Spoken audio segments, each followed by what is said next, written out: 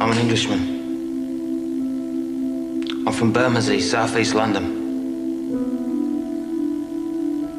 My father was called George. He was also from Bermondsey. His father, another Bermondsey man, was called George too. And his father, my great-grandfather, is from the same place. He was called Edward. These 3 generations of my family were in the fish trade. I'm the first member of my family not to work at the market in Billingsgate. My great-grandfather had 11 brothers and sisters. They all married, except one.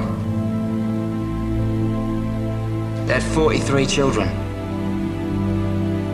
Of these, 37 married. And between them, they had a further 159 children. One of those was my father. I don't know exactly how many of his generation married or exactly how many children they produced. I've so far tracked over 200 of them. Many still live in Bermondsey. Some are still in the fish trade. There are 7 called George and 5 called Victoria.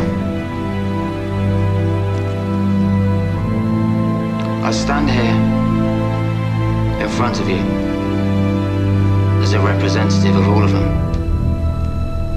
And I ask in their name the great question put by our patron, Mr. Powell. What do they know of England who only England know? Or what can my family who come from England, who lived in England, who know only England, say of this, our country? Mr. Powell once spoke of the destruction of ancient Athens and the miraculous survival in the blackened ruins of that city of the sacred olive tree, the symbol of Greece, their country.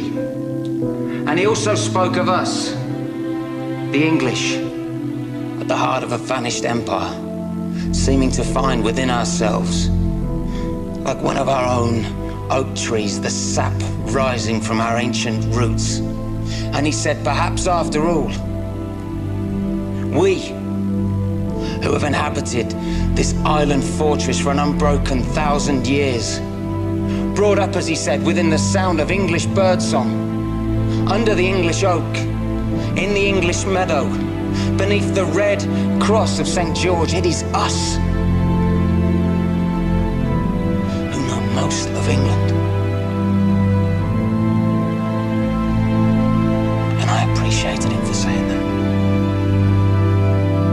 because it was as if he spoke for my family, who understand well their own country, who understand even better their own capital, London town, as we used to call her.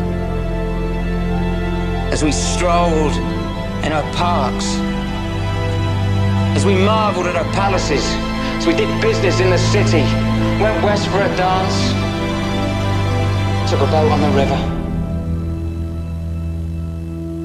The pale ale and eel pie of old London.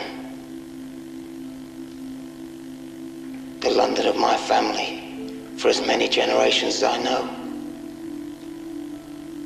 The London that within 15 years would be less than 50% white. London where in 15 years, a white person will be in the minority. Am I racist? No. Do I have anything against people of other races?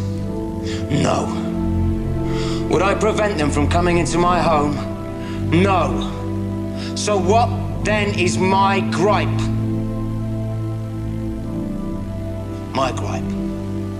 And I speak on behalf of 7 men called George and 5 women called Victoria. My gripe is quite simple. My gripe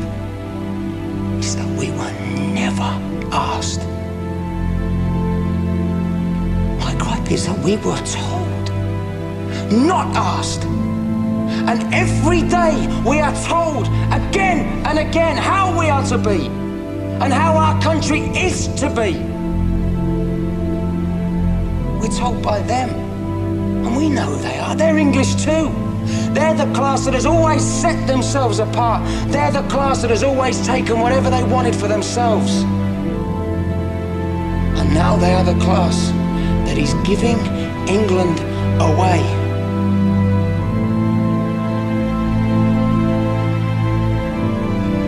They have never asked us, and they never will. Do we allow them to sell our heritage? Or is it time for us to speak? To speak. To refuse them the right to give away our holy, our bountiful, our only England that has nurtured us naked, grown us as the oak. Is it time for us that England know to come yet again and defend our country with our fire, our fists?